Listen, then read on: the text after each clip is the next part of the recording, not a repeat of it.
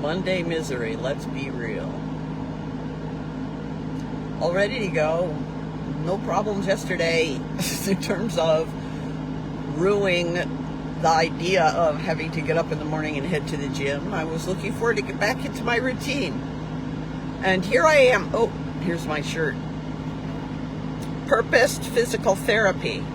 That's where I'm headed today at 12:15 to check in with about my newly laid out workout that incorporates all of the PT that I've been getting that's definitely effective here now, and then my regular stuff but streamlined so I can get it all done.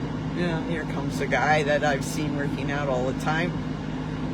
I went over to my bench to do a live, and there's a guy there with his backpack and stuff. He's clearly homeless, stretched out, probably a smoker, shall I say. And my workout's done. If you're a regular that watches me, you know I'm quite a bit later. Let's see, what time is it? Oh, it's 9:30. 2 hours later, at least, more than 2 hours later than I'm usually here. I got up and moving, got here late. I knew I was running late. I'm working to verify this and add little notes, so when I see Dr. James, it will, I'll have my questions and ideas ready for him. But also, I'm feeling really heavy today. I don't want to cry. I'm feeling really heavy today. When I started my 10 minutes on the bike, after I was having a hard time getting into the rhythm, and after a few minutes, maybe 5, maybe 6 or 7, I don't know, could have been, I don't know exactly, I noticed my heart rate was high, like really high for me. Maybe not for other people, but it was really high for me. I don't even want to say the number. It's too scary to say. And I just decided I'm done.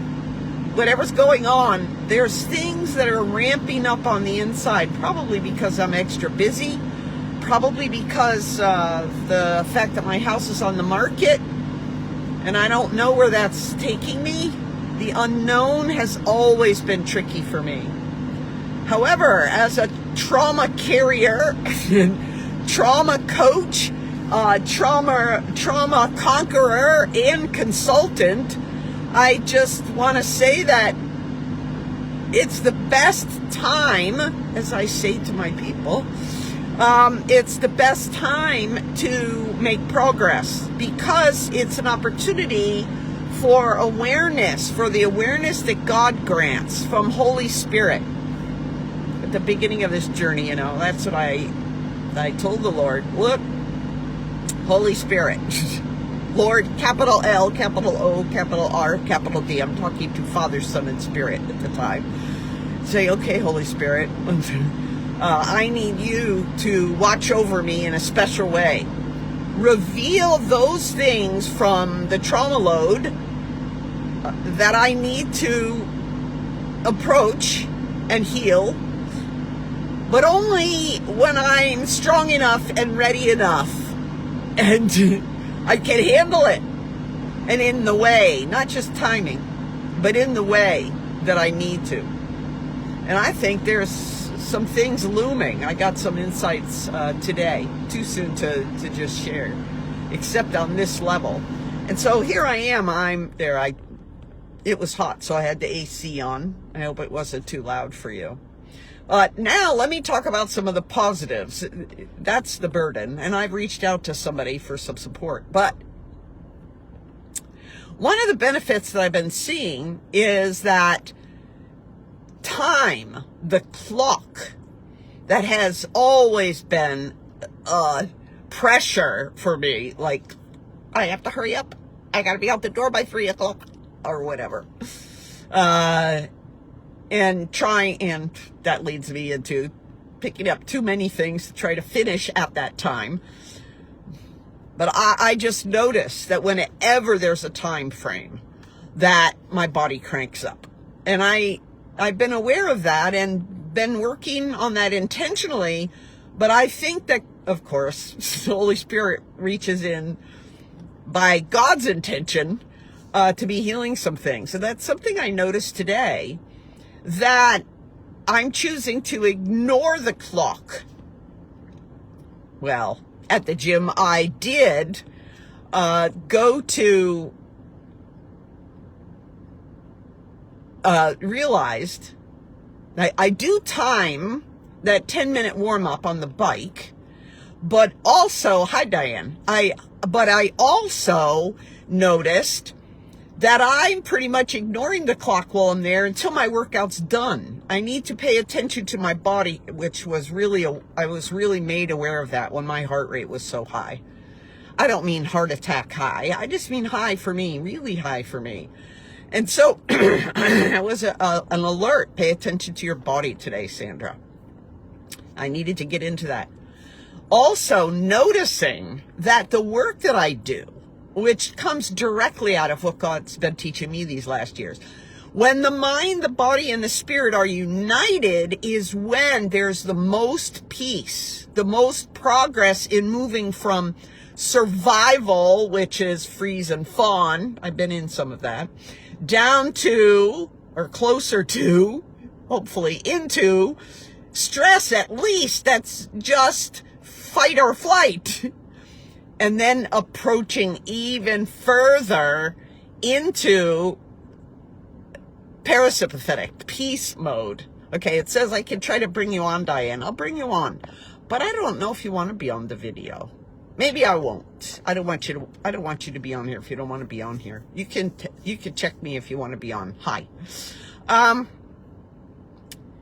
So that's two positive things. Also, I noticed this is a training piece. This isn't just affirming the growth markers that God has been building into me, just these alerts, that awarenesses of his hand already working in my life.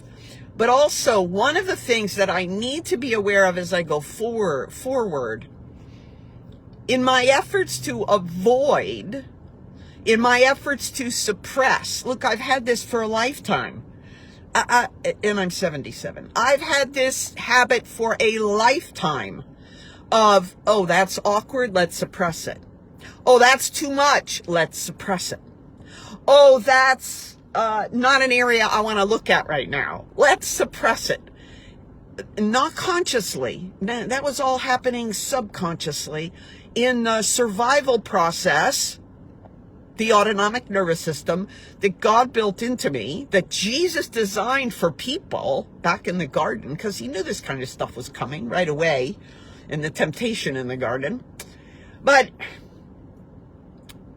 it's so strong, and it's been going on so long that it's so less conscious that automatically, yes, the autonomic nervous system kicks in, shuts off the prefrontal cortex, which I have a pretty developed one, and takes everything past the amygdala and suppresses it into the hippocampus. And I call it a box. Since I knew that was happening, before I knew the parts of the brain or all the things I know now, years and years ago, I thought, there's a box in there where I stuff everything. Okay, fine. No, I'm not going to open that box. Oh, the guy that was lying on the bench where I wanted to talk to you has now gotten up and moved, but that's okay. And so at the time when I recognized it and started to get used to that box, I realized that's like Pandora's box. Why would I ever open that? I'm not opening that. I'm sitting on the lid. That changed a few years ago. It changed, maybe 10. But anyway, so here I am at the place where that needs to change. I need to alter that. And it has been happening because Holy Spirit makes me aware of those things. He brings them up. And there have been a couple of things from the past memories that wanted to sidetrack me and probably were effective for a while. But I'm not allowing them to take over at this point. God God came in, Jesus and his healing. Hi, Diane. Jesus in his healing process. So Holy Spirit made me aware with these memories. I didn't have to relive them, but they came back and brought up a topic that can be used by some of my parts to push self-blame. And why didn't you this? And what about that? And you should have. But very quickly, the healing that God has been working on me is, wait a second. There's no way that I was aware of things. There was no context for that, for me to respond. There was no avenue of healing possible. You need to understand that the culture we're in today, where women can find support, understanding in the culture and sometimes even in the church, that did not exist back then. It simply wasn't there. There was no place for me to turn. Zero. Especially as a pastor's wife. No, you cannot talk about those things. Absolutely not.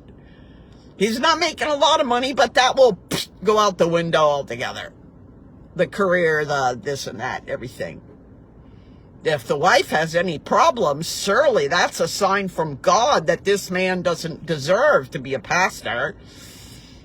It affects the children. Oh, no, for sure. Get him out of here. And then what would happen and where would it go? And at that time, I also believed that I was responsible for all those things.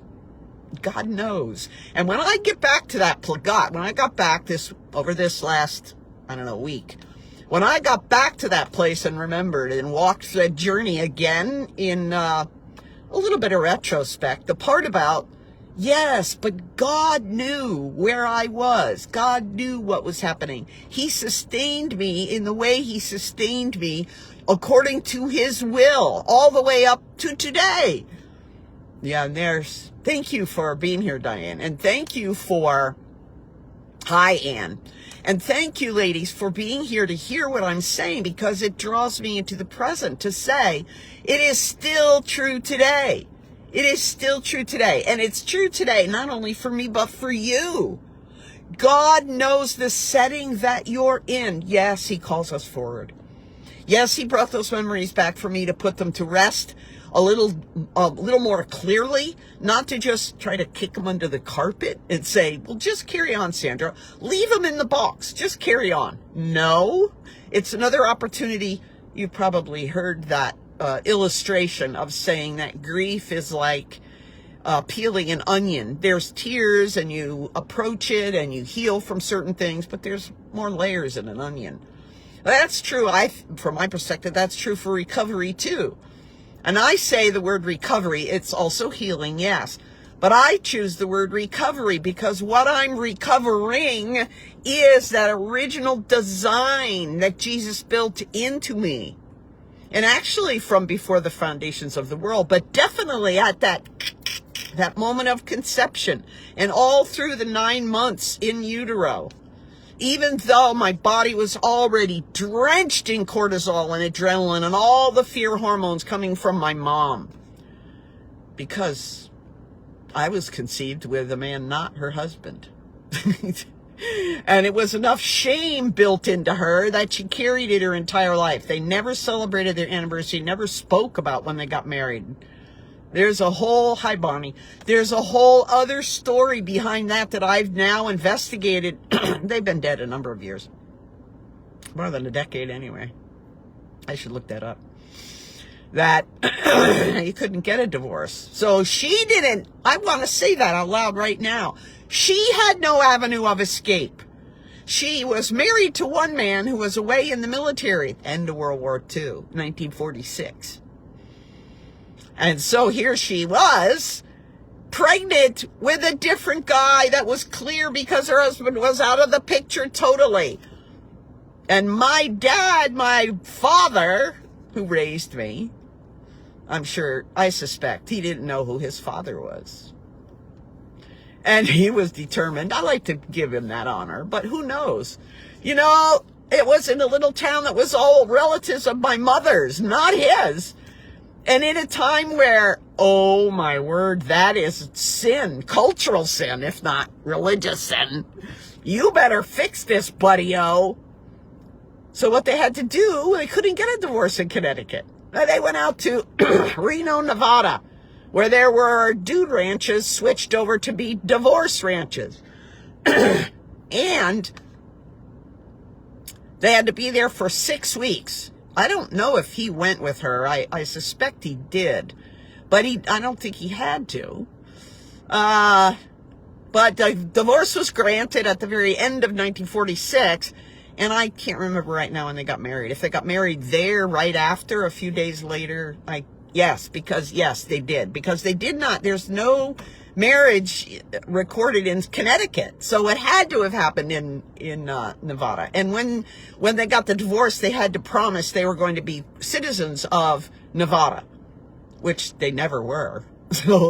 So much confusion, sin, broken commandments, and all of that happened before I was born, people, before I was born. So no wonder it makes total sense that I've had a lifelong burden of this kind of stuff. Yeah, shielding, hiding, covering. And an illustration of an onion is really a good one in terms of recovery. And boy, the outside paper, actually, I have an onion right here. As God would have it, I have an onion right here. You see the outside bits are kind of papery and loose, and they can just be brushed off. So the beginnings of recovery might seem to be, geez, this isn't so bad. Why not just carry on? And I think I fell into that because at the beginning I thought, oh, when I get all this stuff cleaned up, I'm going to be, all that is off, and I'm going to be the woman Jesus chose me to be and created me and conceived me to be in utero times of not only construction, but also preparation. He built the strength in me to survive, to live under stress and survival. Yeah, born into a alcoholism environment. And violence. Yeah, I made a bunch of faulty conclusions. I drew them with my little mind at 3. And no matter what I did or how hard I tried, my needs are never going to be met. So, by anybody else. So it was going to be my job to get them met as much as a 3-year-old could. And that led into all these faulty coping skills. Like, if I'm just cute and adorable, it'll be okay because it'll break the tension, and it would be effective enough that add another little section to the burden, the covering, the smelly, tear-producing onion guts that I've lived with. And so there you go. Yeah. So one of the things, I'm just going to say this one, and I won't hold you too long. That was a review, but there were some new details there. And here's the thing, the other positive. I mentioned a couple of growth markers, but here's another positive that I've been given, an awareness. When my mind wants to flip into this, what if, in terms of the unknown for the future, which also then slides into, well, this is affecting the future, so if I just go back and straighten that out, then I'll be fine. But wait a second, I have to be in the present. I need to be in the present. God met me canceling all that out in worship. So once again, worship is the answer. That's another growth marker. But here's the thing. All of that is what got me into the mess, the trickiness of living in my mind. Because as long as I was trying to sort things out in my brain, everything else could be suppressed. However, this is the new awareness. If I put that brain option back into all that energy, back into the recovery, the healing journey, this trauma recovery stuff, yeah, then I'm promoting my recovery at the same time. So I have 2 different courses that need to be finished. I have the last parts that need to be done. So there you have it. I will be looking at getting that done. And another opportunity that came in, it's not exactly a course, but it's a really valuable workshop. So anyway, there you go. Now I have to stop and return my onion. It's too big. I bought it because it's too big. And then I thought, why am I buying this? It's too big. I'm returning it to the store. There you go. I don't want a big red onion. I want a small one. And just because they only have big ones loose, the small ones are all in a bag that you have to buy a dozen or something, I'm just going to return this one and get a smaller one at a different shop. I know. Crazy, huh? It's not crazy. That was a dangerous saying in the olden days. But I need to pick up some onions. So I'm going to head out now. This is a lot longer than I planned, but thank you for hanging on there, Bonnie. And thank you for being here, Ann. And also for you, Diane. Hi, Tracy. Look, you ladies are here. Tracy, I'm just getting ready to go. I'm wanting to put together I might call it even a crash course, in August, a 3 weeks in a row, mind, body, spirit. It'll be a course to open the way to really reveal the section about the mind, how it works, and then the section about the body and introducing and practicing these somatics that have allowed me to move into this healing and recovery, fully, mind, body, spirit altogether, which goes to Deuteronomy 6 and Matthew 22. And that's really kind of annoying. Deuteronomy 6, 4, 5, and 6 around in there. Matthew 22, 37 to 39. So check it out. I find it annoying when people just say the chapter if they do know the verse. And then, so I don't want to play that game. And then also the spirit. The spirit is actually the fountain. But I put it at the third because of Romans 12:2. You'll be transformed by the renewing of your mind. So you're just going to start the transformation journey right there and work our way along to the core, the fountain. All right. If you think that's a great idea, you can respond now. And then when I put it up on Facebook, you can also share it with other people. And by the way, if people went to my website, SandraAllenLovelace.com, and subscribe to my newsletter, you would all be getting this information because that's the place I'm going to be posting it first and foremost. All right. Off to the grocery store. Thank you again, ladies. Bonnie, Diane, Tracy, and also, I don't know. That's all, I guess. Bye.